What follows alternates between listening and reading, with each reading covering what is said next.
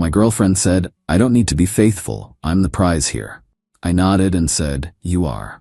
I then entered us into a couple's reality show. The episode where her DMs were revealed to the nation made her a prize nobody wanted. I, 30 male, have been dating the prize for 4 years. At least, that's what Isabel, 28, calls herself. Izzy is an influencer. This means her job is to look good in places I pay for.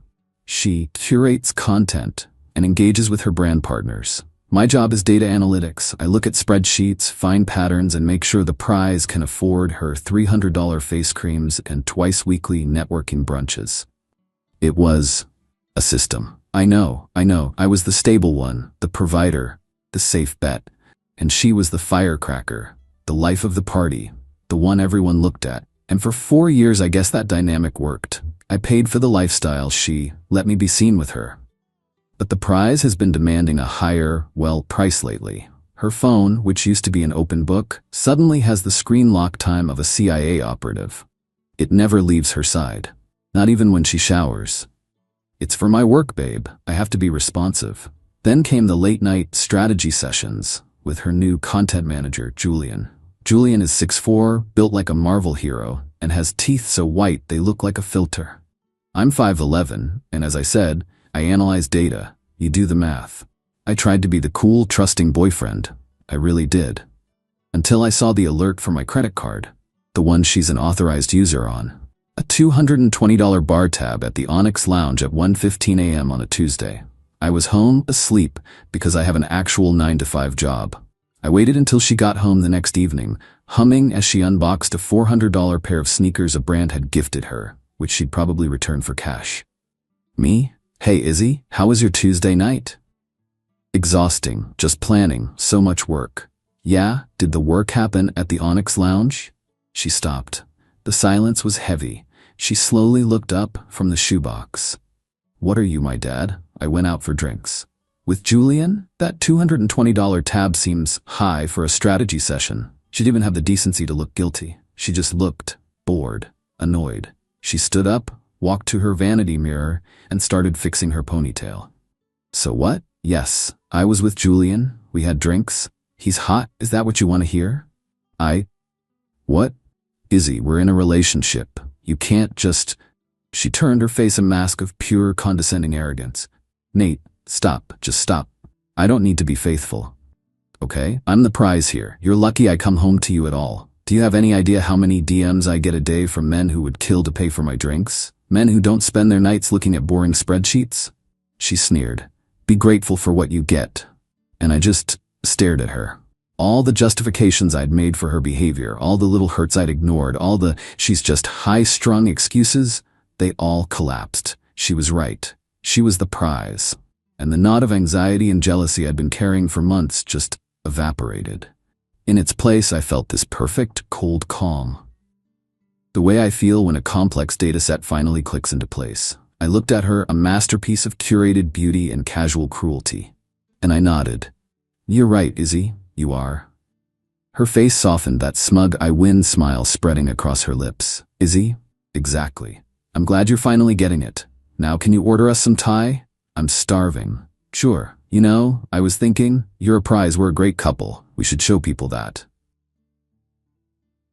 Show people how? Me. I saw a casting call online for this new reality show. It's called Love Locked. They take 6 perfect couples to this amazing island resort. Couples challenges, brand integration. It's all about proving you're the ultimate relationship goal. The prize is $250,000. Her eyes lit up. Not at the money, at the idea, the cameras, the stage. "Izzy, a reality show? Us? Why not? You're made for TV. And think of the exposure for your brand. You wouldn't just be an influencer, you'd be a national star. The prize." She practically vibrated. "Izzy, oh my God, Nate, that's brilliant. We'd win. I'd be amazing." "We'd be amazing," I corrected gently. I pulled up the casting call on my laptop. She was hooked. We filmed an audition video that weekend. Her talking about her journey and her brand. Me talking about how supportive I am and how I just want to see her shine. It was perfect. We were exactly the archetype they wanted. The hot influencer and the meek, supportive boyfriend. We got a callback, then a final interview. We were cast. A week later, the contracts arrived. A stack of paper 80 pages thick.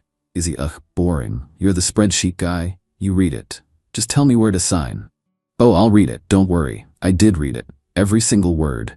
Especially page 42, paragraph 8. Participant agrees to grant producers of Love Locked full, unrestricted, and irrevocable access to all personal communications, including but not limited to mobile phone records, text messages, direct messages on all social media platforms, Instagram, Twitter, Facebook, TikTok, etc., and email for the purposes of verification, content, and the transparency challenge. It was beautiful. Looks pretty standard, Izzy. Just says they can film us and... oh yeah, they need access to our phones and socials for verification and a challenge. Izzy, waving her hand dismissively. Fine, whatever. My DMs are just brand deals and thirsty fans anyway. It's good content. Hand me the pen. She signed her rights, her privacy, and her entire curated life away. All for the chance to prove she was the prize. We fly out in 2 days. Update 1. We've been in the Lovelocked Villa for 3 weeks. It is without question the most psychologically bizarre place on earth. It's all white furniture, magenta mood lighting, and cameras hidden in places you'd never expect, like the shower heads, I'm pretty sure. There are 5 other couples. A hyper-competitive CrossFit pair, Rick and Jenna, a long-distance couple who cries every 10 minutes, Leo and Mindy, an older, stable pair, Gary and Sue, and 2 other influencer types who immediately saw Izzy as their competition, Bryce and Madison. Izzy is in her absolute element. The cameras are on her 24/7, and she performs for them like a trained seal. She's the queen bee of the villa. She gives candid interviews by the pool about her struggles as a woman in the digital space. She wears a new bikini for every single shot. Me? I'm playing my role. The steady Nate, the supportive king, as the show's host Kip called me. Kip, Nate, it must be tough sometimes, being the rock for such a firecracker like Izzy. Me, Kip, when you're lucky enough to be with the prize, you just feel grateful to be in the game. The producers AT it up. The other women, especially Sue, look at me with pity. The other men look at me with confusion. The challenges are idiotic. Build a raft that symbolizes your relationship. Izzy complained the wood gave her a splinter and made me do it. Cook a meal that represents your future. Izzy held the wine glass and art directed while I cooked. We're doing well though, 'cause I just agree with everything. Yes, babe, great idea, babe. But the entitlement? Holy crap. Being in this bubble has amplified her narcissism to a terrifying degree. She's openly, aggressively flirting, not just with the male contestants, Bryce is her new favorite, but with the production staff. Izzy, wow, you must have to be so strong to hold that thing all day. She's accidentally brushing up against Alex, the main producer. And she's treating me like her personal assistant. Nate, my water bottle is empty. Nate, this lighting isn't good for my skin. Go find a producer. Nate, stop hovering. You're ruining my shot. 2 nights ago, I caught her on a hot mic. She was in the outdoor lounge with Madison. Nate is really nice. He's so patient with you. Oh, he's a sweetheart. He's my safety net. Like, he's the 401k, right? You need him. But you don't look at him. You gotta have fun with your play money. And this place is full of play money. Hearing your long-term girlfriend refer to you as a retirement plan while you're 50 feet away, it stings. I won't lie. I went to the confessional room, a glorified closet, and just breathed for a minute. Me? It's hard. Hearing that, I thought our foundation was stronger. I'm just here to prove my loyalty. I hope she is too. The producer behind the camera was so sympathetic. That's really powerful, Nate. Thanks for sharing. I'm building my narrative. The jilted, loyal, nice guy. It's the only way this works. Yesterday, the producers collected all our phones. For the next challenge, we're cutting you off from the outside world, Kip announced. Izzy didn't even care. She handed it over without a second thought.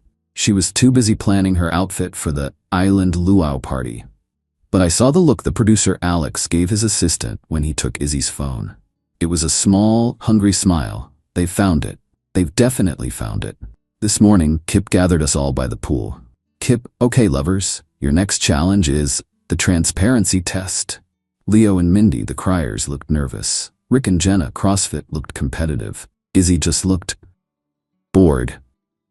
In a relationship, honesty is everything, so we're going to read some anonymous concerns from the outside world and see how our couples handle the truth. Izzy perks up. She thinks it's fan mail. Kip. Let's start with Rick and Jenna. An anonymous source says Jenna still has her ex-boyfriend's sweatshirt. Rick looked furious. Jenna started crying. It was great. Kip. And now Nate and Izzy. Izzy sat up, preening for her close-up. Izzy, an anonymous source is worried that you refer to Nate as your safety net and your 401k. What's that about? The hot mic clip. Izzy's eyes widened, then she recovered, laughing it off.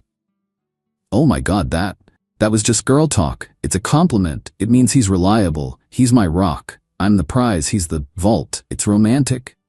She grabbed my hand. Tell them, babe, you love being my vault. I just smiled, a slow, sad smile. I just want us to be honest, Izzy, that's all. The camera zoomed in on my hurt but hopeful face. I'm getting good at this. Kip. Well, that was just the warm-up, folks. The real transparency test is tomorrow night. We're going to be hooking you up to a heart rate monitor and showing you some direct messages from your partner's phones. Izzy's smile frozen.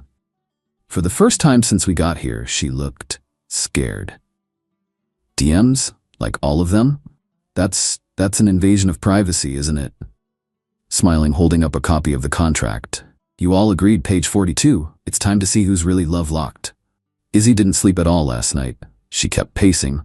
Izzy, this is so stupid. It's probably just DMs from fans, right? They can't show private stuff.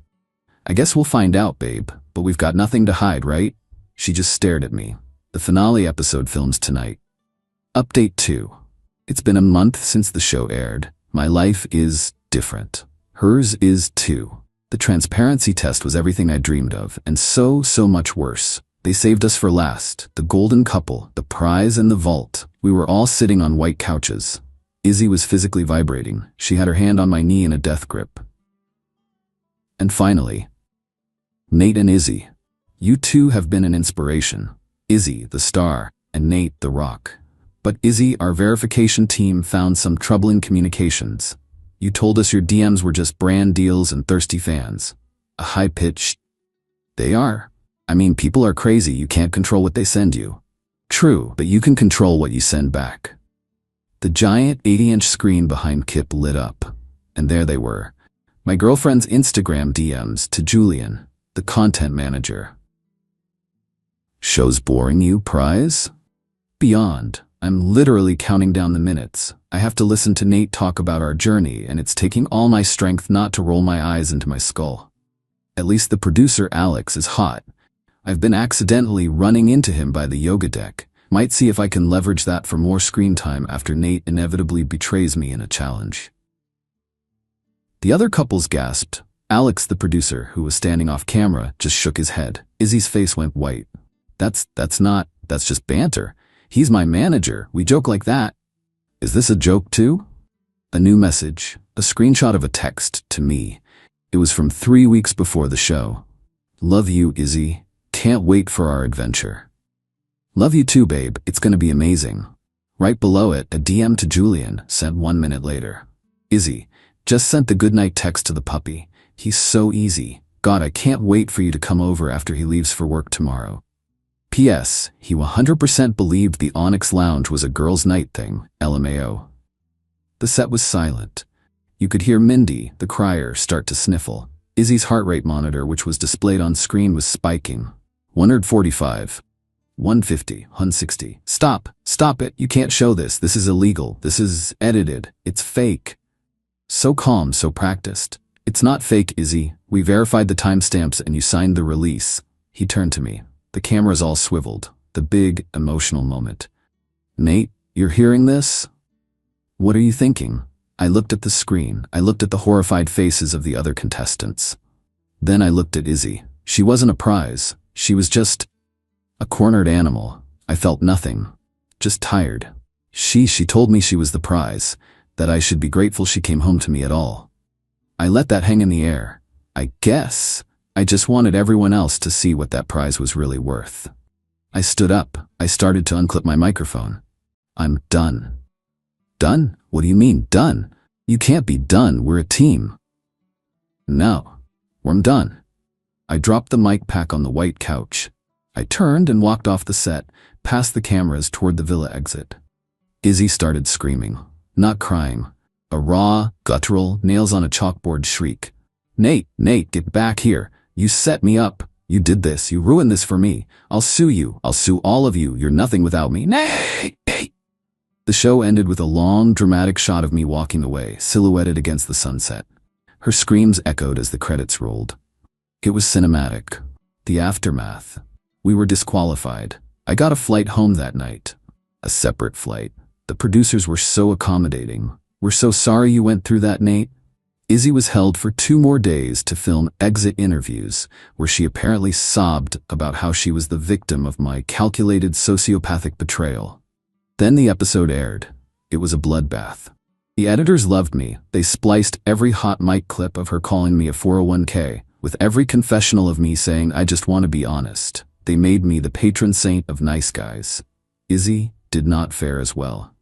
The prize became a meme, a national joke. Her comment section was a wasteland. I'd rather have the 401k. She's not the prize, she's the consolation prize. My safety net is my loyalty. You don't have one. Her brand partners dropped her within 24 hours. The sneaker company, the face cream, the detox tea, all gone. Julian, the content manager, got his own dose. His actual girlfriend, a personal trainer, saw the show. She posted a 10-minute video torching him, complete with her own receipts. He's now managing nothing. The fallout. Izzy, of course, tried to sue me, the network, the production company, Kip. Her lawyer sent a threatening letter. My new lawyer, Ms. Vance, sent back one thing. A signed, notarized copy of page 42, paragraph 8 of her contract. We never heard from the lawyer again. Then came her mom, Carla. She showed up at my apartment. I'd already moved. She somehow tracked me down. Carla, you humiliated my daughter. You've destroyed her life, her career. She's depressed. You owe her. Me, Carla, she owed me loyalty. She cheated and she lied. She just finally got caught. Please leave. You're a monster. You're a monster. You planned this. Me, I planned to get the truth. She provided the content. Goodbye. I closed the door. Izzy is still trying. She's on TikTok now. Mostly. Doing crying videos about cancel culture and being betrayed by the one you trust. Her view count is abysmal. She's had to sell her car and move into a studio apartment. She's not a prize nobody wants. She's just nobody. Me? I'm okay. I had to make my Instagram private for a month because the support was intense. A lot of women offering to be my real prize. Talia, the contestant from the show, actually DM'd me. Hey, that was the most insane thing I've ever seen. You handled that with so much class. If you're ever up for a non-televised coffee, let me know. My treat. I told her I'd think about it. Mainly, I'm just enjoying the silence, enjoying my boring spreadsheets. I learned my lesson. I'm not a vault or a safety net. I'm a person. And Izzy just learned that when you build your entire life on a stage, you better be able to handle the spotlight when it finally shows the truth.